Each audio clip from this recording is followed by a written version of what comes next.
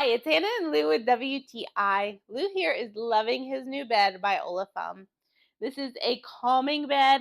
It is wonderful for your little pets because they can burrow down into the little corners. It's nice and fluffy and soft, but it provides a nice place for them to hide and relax when they need a little bit of time to themselves.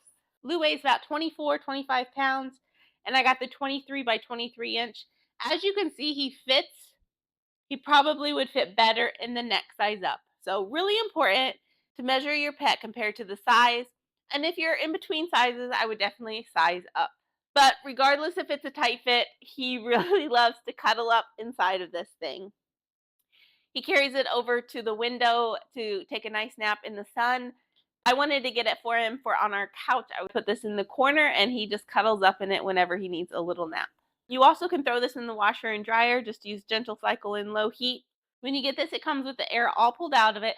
Once you open it, give it a couple days for it to fully fluff up. This thing gets very, very fluffy. So if you're wanting your pet to look as comfortable and happy as Lou here, go ahead and order this beautiful calming bed for them.